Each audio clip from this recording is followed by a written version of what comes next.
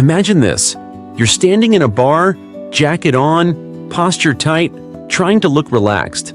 She's laughing with her friends, glancing your way in flashes that feel like permission and challenge at the same time. You finally walk over, say something decent, and it lands. Numbers are exchanged. That night, you stare at the phone like it's a slot machine. Pull the lever, hope for dopamine. You text her a little too much because you don't want to play games, and then the energy shifts. Replies slow. She's suddenly busy. You can feel yourself shrinking, compensating, over-explaining.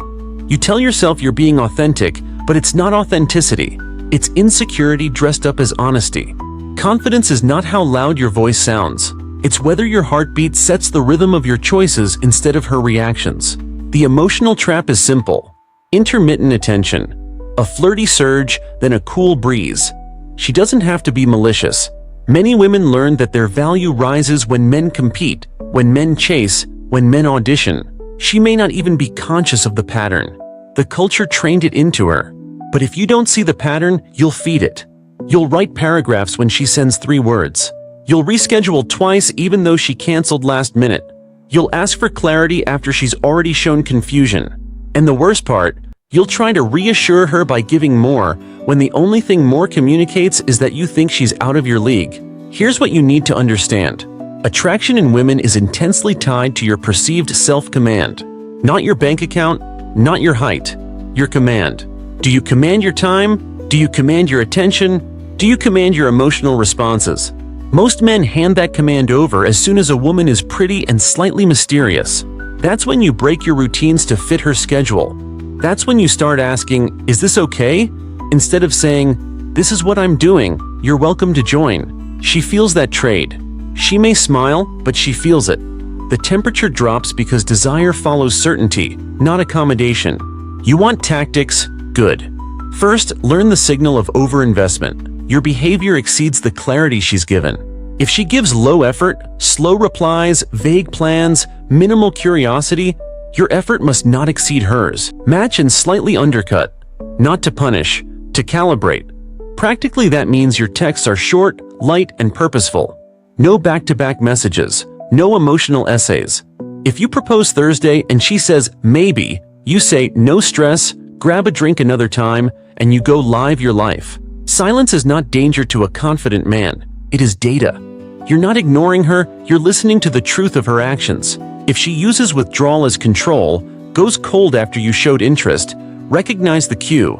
A sudden shift without explanation, followed by your escalating pursuit. Stop right there.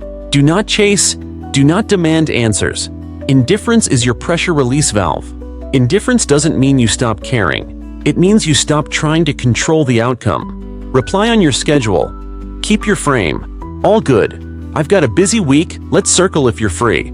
Then disengage. If she resurfaces with warm energy, great. If she doesn't, also great. Your life is not a waiting room. If you're already caught, she's inconsistent and you're hooked, reset the power dynamic by returning to your center. 3 steps. 1. Reclaim your time. For the next 7 days, lock your non-negotiables first. Gym, work blocks, social commitments, sleep. She gets offered windows, not 24/7 access.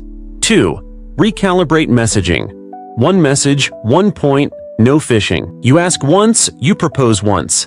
If she's vague, you close the loop. Seems like timing's off, let's pause. 3. Establish the minimum bid. The minimum bid is the smallest behavior that shows real interest. She proposes a time, she asks a question about you, she follows through. If that bid isn't met, your investment doesn't rise. Here's how you test interest without being a game-playing clown. Offer a plan with a clear time and place. Thursday 7th, coffee at Maple and Pine. If she counters with a specific alternative, interest exists. If she says, "I'll let you know," you let her know you're not available to float. No rush, hit me when you have a day. Then you wait. Not with resentment, with detachment. You are not auditioning. You are filtering. Your confidence is the filter that saves you from begging for women who are never going to choose you with both feet anyway. Now, psychological reality. Intermittent reinforcement, random rewards, hooks the human brain. That's why casinos win. That's why inconsistent women can feel intoxicating. Your antidote is consistent self-respect. put friction between impulse and action. When she triggers anxiety, breathe, stand up, take a 5-minute walk before you respond. Ask yourself, if I were already the man she desired, what would I text right now? Usually the answer is simple, light, or nothing. Desire grows in the space you refuse to fill with neediness. Confidence is not pretending you don't care. It's caring so much about your standard that you won't betray it for attention. When you hold that standard, you will lose women who feed on chaos. That is not a loss. That is proof the filter works. The ones who stay will relax, open, and invest, because they can feel that you won't collapse under pressure. You won't bargain with your self-worth. Have you ever caught yourself writing a long message to explain your value after she went cold? What did you hope it would change? Which behaviors hit hardest for you? Chasing after cancellations, over-texting, or trying to fix her mood? Be specific in the comments. What's the scariest part of answering vague energy with calm indifference instead of chasing it? Here's a truth you can feel in your bones. When you need her to choose you, you start performing. Performing is the death of presence. You laugh a beat too long, you agree with things you don't respect, you shapeshift to avoid friction. She senses the costume and tests the seams. That's not cruelty, it's nature. Pressure reveals integrity. If your attention swings with her mood, you've built your identity on shifting sand. You don't need to be rude or domineering, you need to be immovable about who you are and how you move. The moment you defend your boundaries calmly, you stop being another auditioning extra and become the man who directs his own scene. Let's get surgical. First date logistics. You choose a simple, time-bound plan. One location, 90 minutes, early evening. No elaborate dinners, no hour-long commutes, no last-minute scrambling because she didn't confirm. You text the plan the day before. If she doesn't confirm, you don't chase. You send, "Haven't heard back? Let's reschedule." Then you reallocate that time to training, friends, or deep work. The tactic isn't coldness, it's clarity. You show you won't mortgage your schedule on hopes and maybes. She learns that your time moves forward with or without her. During the date, stop interviewing for the job of boyfriend. You don't pepper her with questions to keep conversation alive. You let silence breathe. You share a real opinion that risks disagreement and watch how she handles it. If she tries to steamroll, you smile. I see it differently, and that's okay. You don't need her alignment to maintain your state. That line alone communicates more solidity than 1,000 compliments. And when she tests, teasing, probing, throwing a minor barb, you don't flinch or counterattack. You redirect with playful composure or simply look at her like you're deciding whether she's kidding and move on. Tests aren't invitations to fight. They're scans for weakness. Pass the scan by staying relaxed. Pre-screen for stability. Before you invest, ask yourself, does she keep her word? Does she show curiosity beyond herself? Does she treat service workers well? This is not moral grandstanding, it's predictive analytics. People who disregard small agreements will disrespect big ones. If her favorite pastime is drama, your relationship will be a stage for endless scenes. Don't confuse exciting with healthy. You can want a spark without signing up for arson. Social media is the slot machine inside your pocket that turns confident men into beggars. Stop monitoring her stories for signs of interest. If she posts a bikini boomerang after canceling on you, that's not a cue to send more energy. That's data. The play is to live on a channel she can't control. Your calendar, your mission, your crew. Your confidence compounds when your day is filled with actions that pay you back regardless of who texts you. You train, you build. You sleep, you eat clean, you make money. You create value. You get sunshine, you call your brother. You invest in your circle until your life feels like a house with thick walls. Then when a woman knocks, she's entering structure, not chaos. Let's talk withdrawal as control. Imagine you had 3 great dates, intimacy happened, then she cools. She says she needs space, but keeps you on a low-drip line of attention. Emojis, late-night likes, occasional miss this texts. The trap is to defend the connection. The move is to protect your standard. You acknowledge once, totally. Take the space you need. I'm going to match your pace. Then you actually match it. You remove yourself from the role of emotional faucet. If she returns with the same uncertainty, you don't reopen the loop. You say, "You're great, but I'm looking for clear and consistent." Then you step back fully. Not as a tactic, but as self-respect. The right woman will meet you where you stand. The wrong one will try to pull you into limbo. Don't live there. Overinvestment often hides under the costume of being honest. You confess too early, share your childhood wounds to build intimacy, or ask for labels before trust is earned. Honesty without timing is self-sabotage. Replace confessions with demonstrations. Instead of telling her you're serious, be the man who keeps his word, who doesn't flake, who leaves when disrespected. Instead of telling her you're busy, actually be busy. Instead of telling her you're not like other men, let your calm, your humor, and your boundaries distinguish you. Sex is the arena where many men surrender their frame because desire short-circuits judgment. Set rules before heat. No last-minute hour-long drives past midnight. No intimacy when either of you are drunk. No staying over if you have an early morning. These aren't monk vows. They're guardrails that prevent you from trading your next day for a moment. If she pushes and pouts, you don't argue. You state, "I don't do that," then you kiss her forehead, call the car, and leave. The respect that grows from delayed gratification is the respect that keeps desire alive long after the first rush fades. You'll be tempted to fix her anxiety when she spirals. Don't. You hold ground and validate reality. I get that you're stressed. I'm here, but I won't be your punching bag. If she escalates with accusations or silent treatment, you don't plead for peace. You take space.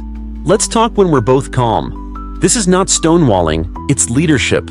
You refuse to participate in dynamics that teach both of you the wrong lesson, that your love can be extorted through chaos. What's the moment you most clearly felt yourself performing instead of being present, and how did it change the outcome?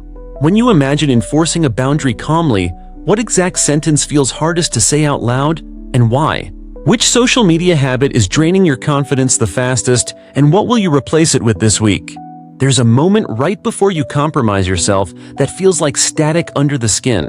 You sense something is off, her tone, her delay, the way she mentions a guy friend a little too often, and instead of pausing, you accelerate. You adjust your plans, buy a nicer dinner, open your chest, and pour out validation. You think you're neutralizing the tension, but you're actually rewarding it. That's the hidden economy of modern dating. Whatever you reinforce will repeat. If drama earns your attention, drama becomes the currency. If clarity earns your attention, clarity rises. Confidence is the willingness to reward only what aligns with your values and to let everything else go unpaid. Start seeing patterns, not excuses. When she flirts publicly with other men in front of you, it's not her being friendly. It's a social test. A confident man doesn't create a scene or swallow it with a smile. He names reality without heat. Not my vibe. Then he disengages his attention. Eye contact gone, conversation shifts, body turns slightly. If she continues, you end the night early. I'm heading out. No lecture, no moral argument. You don't need her agreement to live by your code. Your behavior teaches faster than your speeches ever will. Next, the guilt trip. I feel like you're distant lately, said right after you enforced a boundary, or, if you really liked me, you'd... The trap is to defend and overprove. The move is to hold frame and redirect to observable facts. I'm consistent. I won't do X. If that doesn't work for you, I understand. You invite choice rather than compliance. Manipulation depends on your fear of loss. Remove that fear and the tactic dies in the silence. Confident men aren't immune to loss. They're just unwilling to rent their backbone for a feeling. Triangulation is another classic. She invokes an ex, a coworker, or the attention she gets to spark competition. You don't duel ghosts. You reduce the supply of your energy. Sounds like you have options. I do too.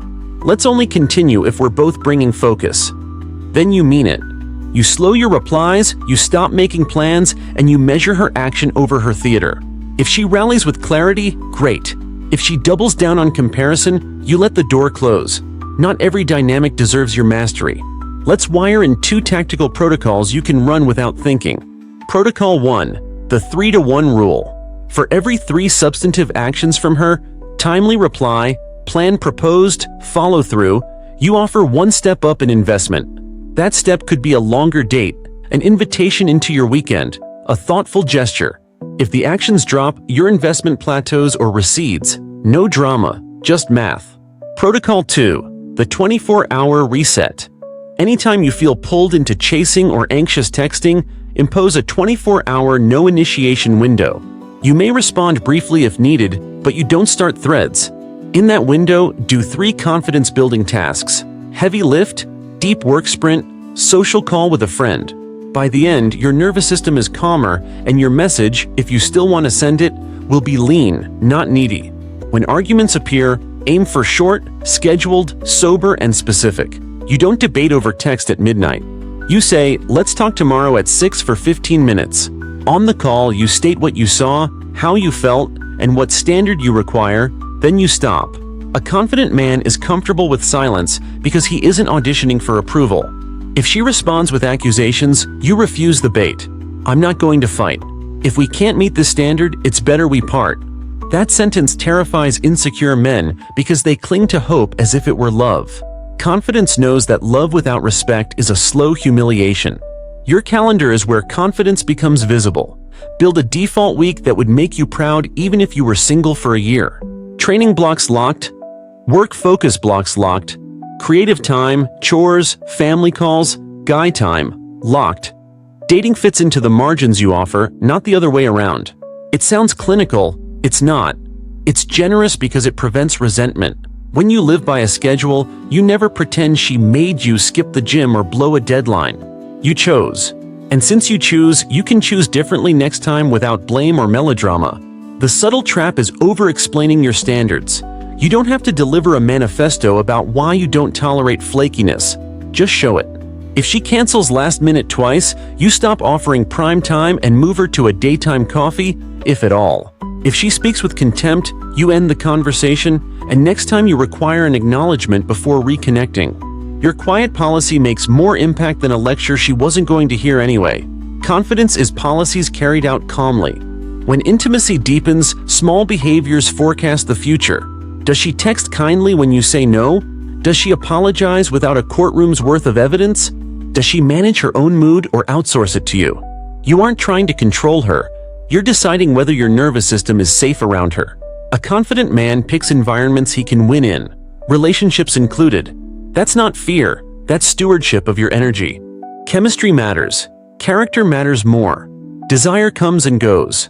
Respect is the only glue strong enough to hold 2 people through boredom and storms. And if you're the one who's been inconsistent, ghosting, overpromising, breadcrumbing, own it and upgrade. Confidence isn't a costume to impress women. It's a contract with yourself. You keep promises to you first. Then you extend that reliability outward. The byproduct is attraction, not the purpose. When you live that way, rejection stings less because it doesn't shake your core. You were centered before her, and you'll be centered after. Where did you recently reward behavior you actually disliked? What payoff were you secretly hoping for? When you imagine using the 24-hour reset, which impulse would be the hardest to resist in the moment? If you applied the 3-to-1 rule this week, what would change in how you text, plan, or escalate? Confidence becomes real when you stop bargaining with reality. You can't turn indifference into devotion by paying it more attention. You can't sweet-talk chaos into calm. You can only decide how you show up and then enforce the consequences. The reason this is hard isn't lack of information. It's your nervous system. You're addicted to the dopamine spike of possibility. You keep negotiating for a better past. You replay the moments when she was warm and ignore the cold pattern that keeps returning.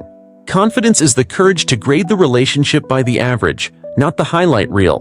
When the average is vague, you stop overpaying. You don't rage, you don't lecture, you make fewer moves. Let's build you a protocol for the moments that used to unravel you. The phone buzzes and your stomach flips because she canceled. Again. You breathe, put the phone down, and stand up.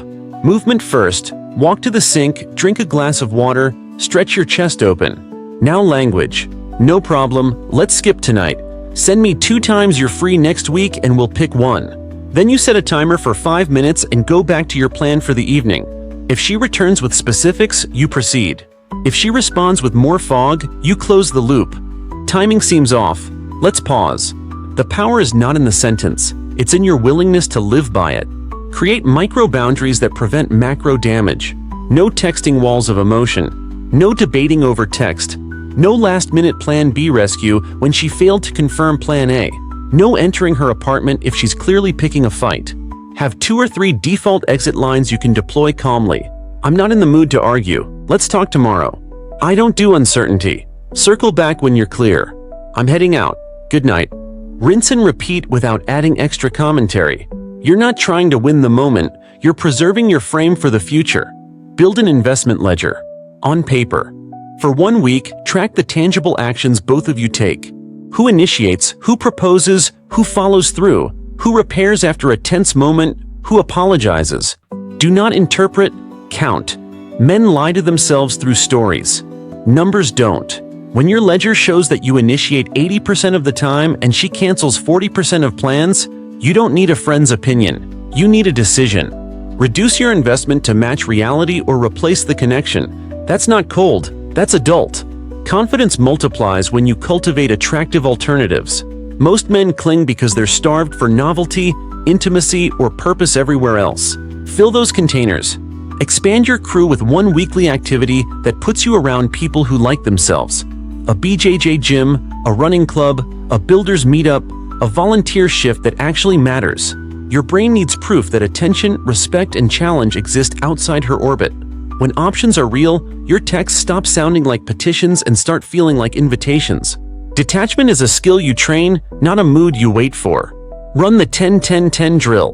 When you feel the urge to chase, ask, how will I feel about this action in 10 minutes, 10 days, 10 months? In 10 minutes, sending the paragraph feels relieving. In 10 days, it feels embarrassing. In 10 months, it won't matter, but the pattern you taught yourself will. Then choose the move your 10-month self respects. Usually that's silence, a short message, or walking away. Screen for alignment early by making your values visible in motion. I train most mornings at 7. I don't cancel work for dates. I prefer phone calls to endless texting. You don't declare these as rules for her. You live them. Watch whether she naturally harmonizes. If she respects your time, curiosity blooms. If she fights your structure, drama blooms. Confidence saves months by observing instead of rescuing. If you've been love-bombed, early intensity, big promises, quick push for exclusivity, slow the tempo. Love-bombing feeds on speed and fantasy. Your antidote is pace and proof. You enjoy the warmth, but you require consistency over time. You don't escalate trips, gifts, or access before the calendar has had a chance to test stability. When she presses, "Why are you holding back?" you tell the truth. "I like what we have, and I build slowly because I want it to last." If she can't tolerate that, she wasn't building, she was distracting. Master the art of clean exits. A clean exit is concise, kind, and final. You're fun, but we want different things.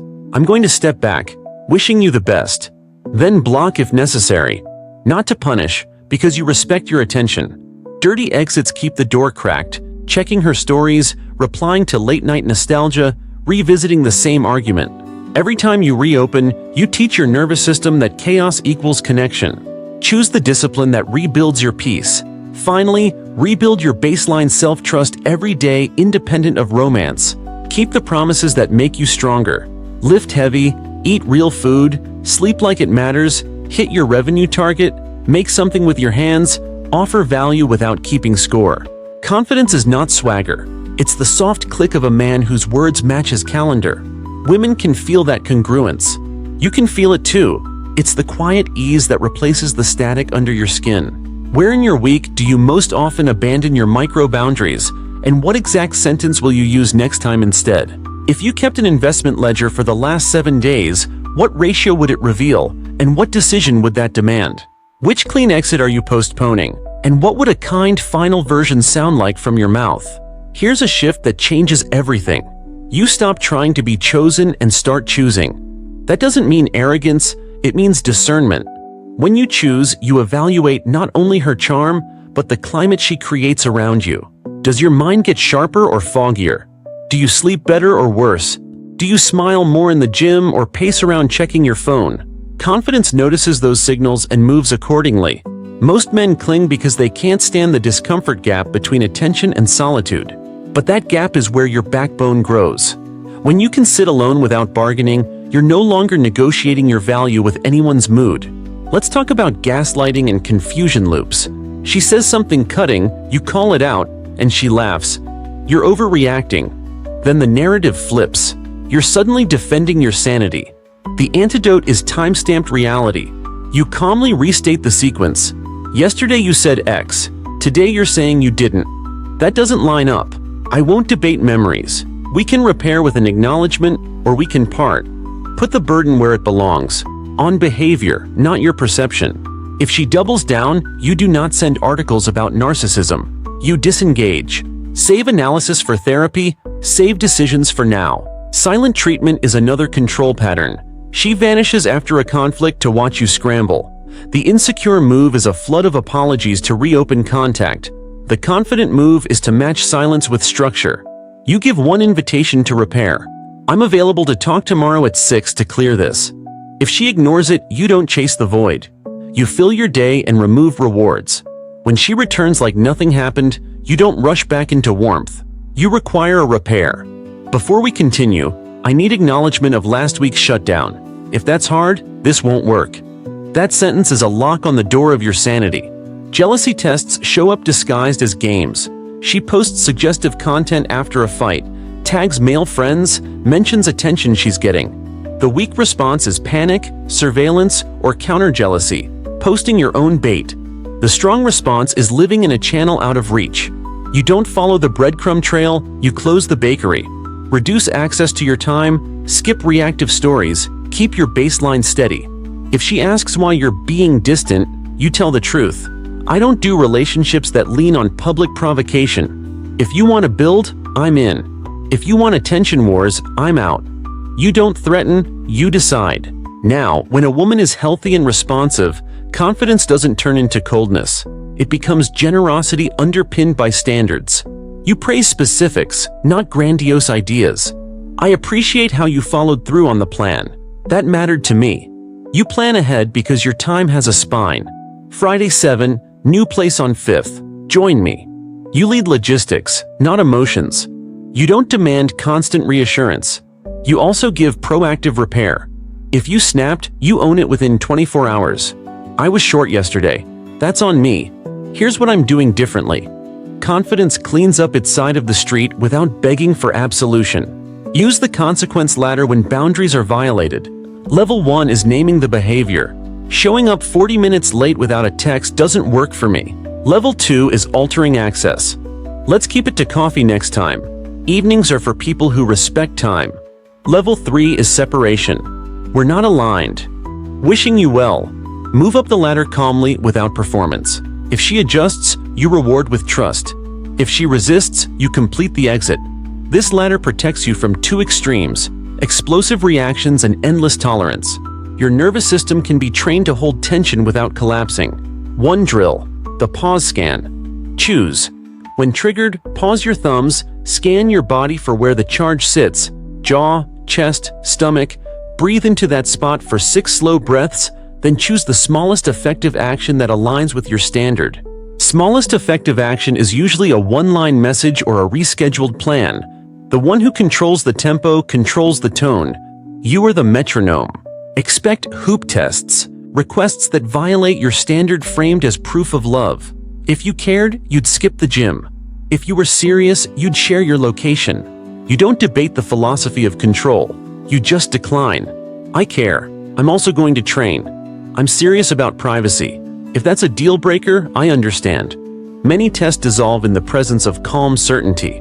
The ones that escalate reveal a mismatch you need to see before contracts and kids enter the picture. In longer relationships, confidence shifts from filtering to stewarding. You set rituals that maintain polarity. Weekly date night you don't cancel, 24-hour cool-off before big conversations, and us check-in on Sundays where both share wins, concerns, and one request. You protect eroticism by refusing to become her therapist or her son. You listen, you hold, but you don't make her mood the weather of your house. You invest in pursuit, new experiences, playful surprises, because desire thrives on novelty within safety.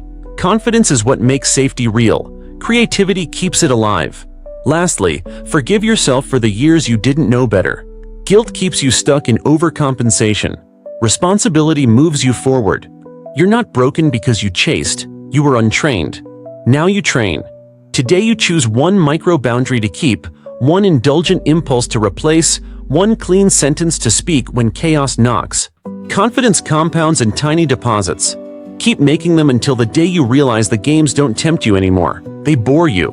Which hoop test has hooked you before, and what exact line will you use next time to decline without drama?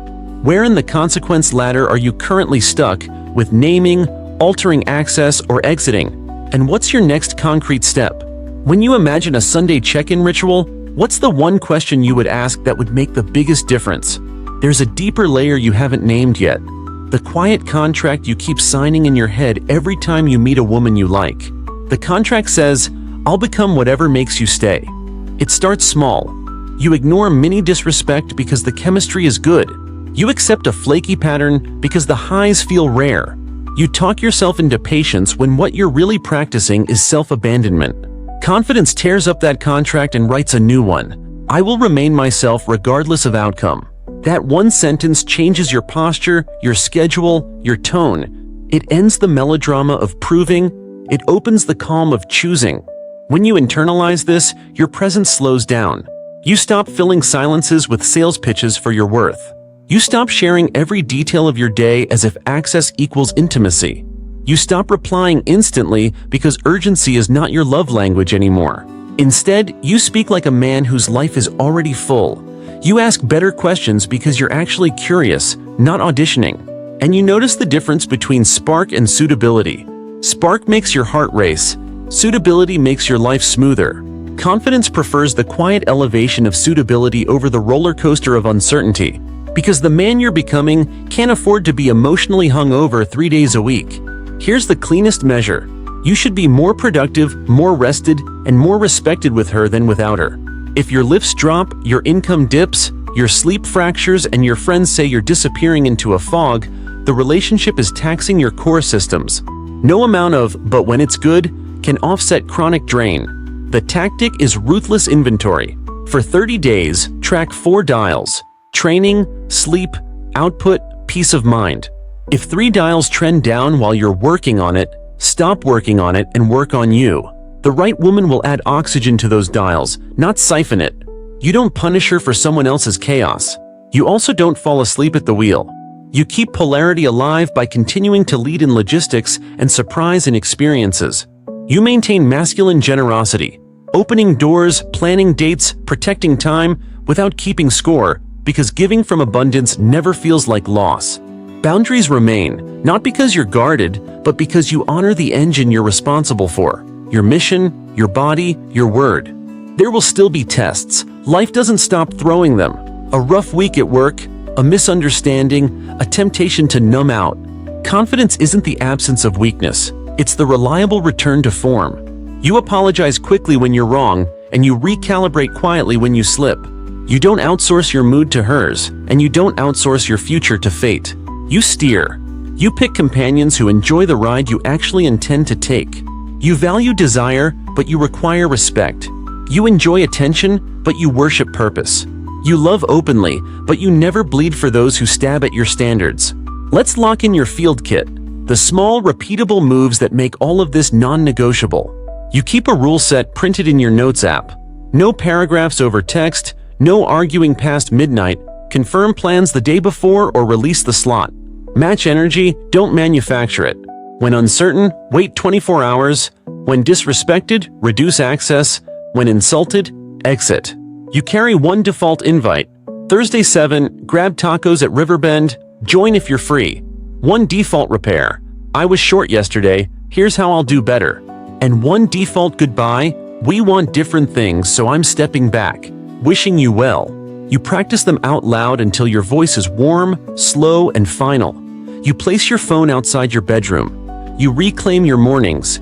You move heavy things. You keep promises to your body and your craft until the world can feel your weight before you speak. Confidence is not a trick to get women. It's the structure that makes love possible. Because love with no boundaries becomes resentment. Honesty with no timing becomes chaos. Desire with no direction becomes addiction. The modern dating marketplace rewards men who perform for attention. Life rewards men who build for decades. Build the life. Let attention find its place in the margins. Select partners who choose you without theater and who grow when you hold the line. Refuse to appease with your dignity. Refuse to weaponize your silence. Refuse to negotiate with behavior that vandalizes your peace. You're going to lose some people when you live this way. Good. Loss is the tuition of sovereignty. Each goodbye makes room for the woman who doesn't need you to shrink to love you, who isn't threatened by your structure, who respects the way you move. And if she hasn't arrived yet, you are not waiting. You are forging. That is the secret most won't say out loud. Confidence is the seduction. The man you're shaping is already attractive because he is already accountable. It's the scent of a man who would rather be alone than be owned, who can look a beautiful woman in the eye and mean it when he says, "This is who I am." Which pattern in you has kept the old contract alive? People-pleasing, over-explaining, or confusing spark for suitability? What daily rule will you write and follow for the next 30 days to hardwire this new contract? When you imagine yourself 6 months from now, calmer, stronger, and less tempted by drama, what are 3 concrete behaviors that future you is doing every week? She didn't break you. She revealed what you were too afraid to protect.